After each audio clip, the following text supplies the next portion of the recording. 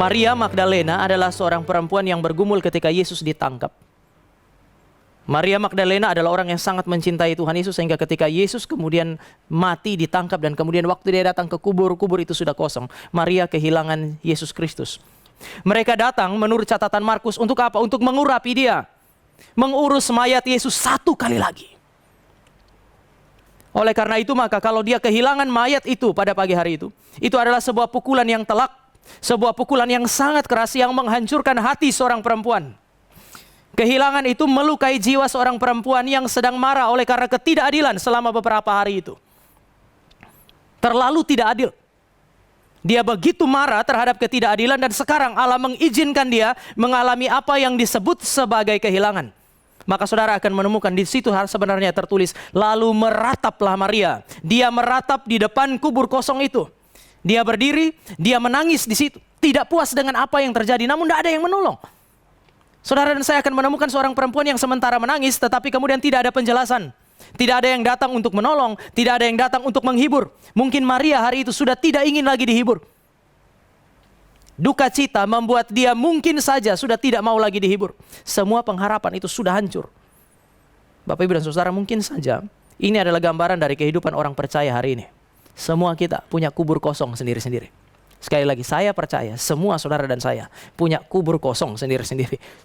Pengalaman pahit, kehidupan yang tidak menyenangkan, penindasan, ketidakadilan. Banyak hal yang saudara dan saya bisa lihat di dalam dunia ini dan itu bisa menjadi kubur kosong yang membuat saudara dan saya meratap. Kita tidak mau dihibur. Seolah-olah tidak ada lagi pengharapan. Jiwa kita terasa kosong, pikiran kita tidak dapat menjelaskan, tidak ada penolong dan penghibur. Bukankah kadang-kadang saudara dan saya menghadapi situasi yang sedemikian? Tetapi sebenarnya berita yang saudara dan saya baca hari ini adalah berita sukacita.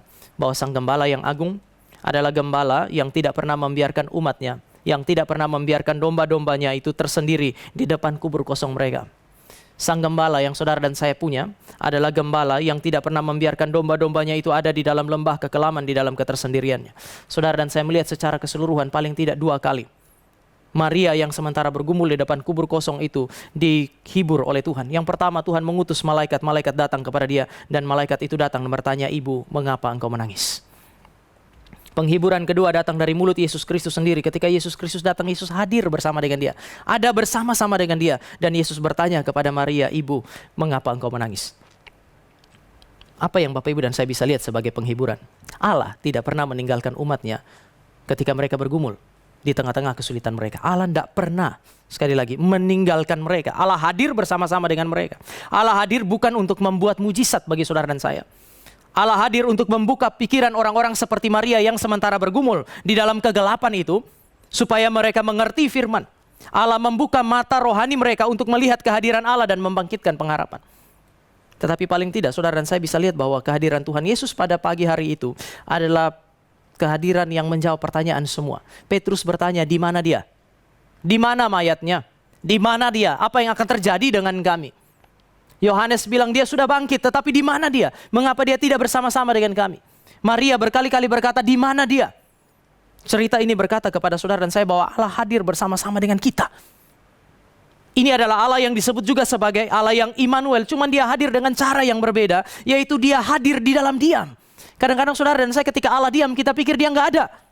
Tetapi Allah seringkali berbicara dengan umatnya justru dengan berdiam diri. Kita berharap dia hadir dan dia berbicara.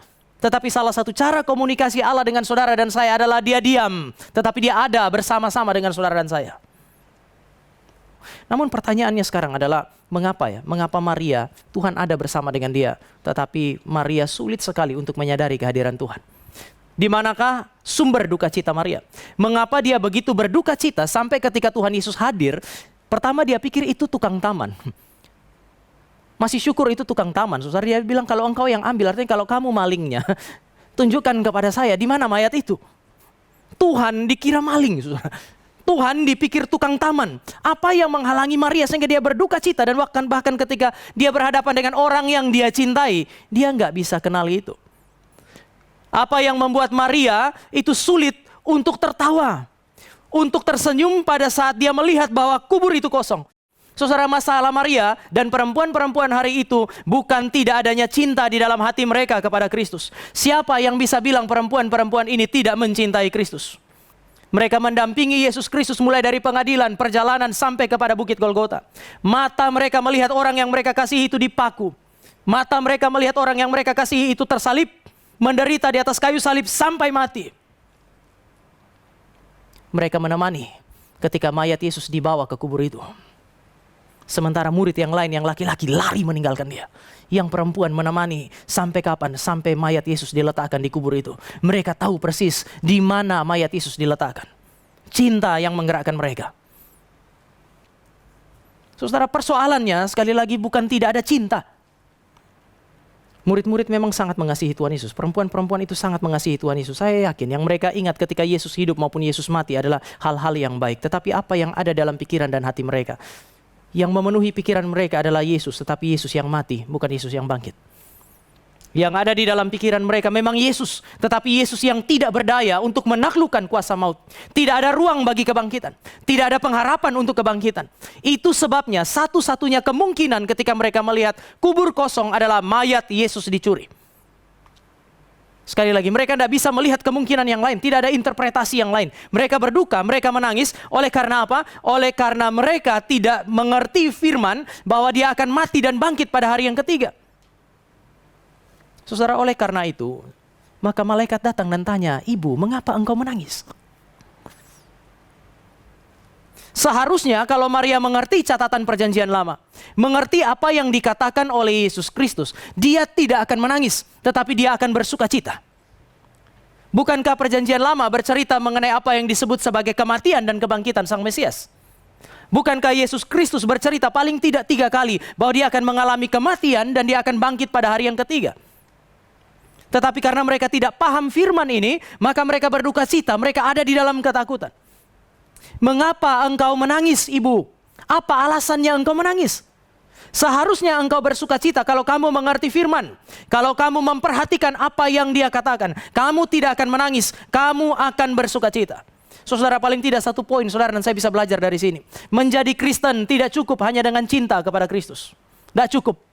Kadang-kadang kita pikir menjadi orang Kristen berarti mengasihi Allah kita, mencintai Allah kita. Gak cukup. Maria cinta. Siapa di antara saudara dan saya yang akan berjuang seperti ini? Bangun pagi-pagi di dalam seluruh kelelahannya. Mereka datang untuk mencari mayat Yesus. Mereka terlalu mengasihi. Tetapi Kristen tidak cukup untuk mengandalkan cinta saja kepada Tuhan. Kekristenan adalah orang-orang yang mencintai Tuhan karena mereka mengenal siapa Tuhannya. Kekristenan berbicara mengenai orang-orang yang berjuang untuk mencari pengenalan. Kalau kamu mengerti Maria, kalau kamu mendengar dengan baik, kalau kamu mengerti dengan baik apa yang dia katakan, kamu gak akan menangis, kamu akan bersuka cita. Apa yang menghalangi sukacita Maria? Ketidakmengertian terhadap kebenaran firman.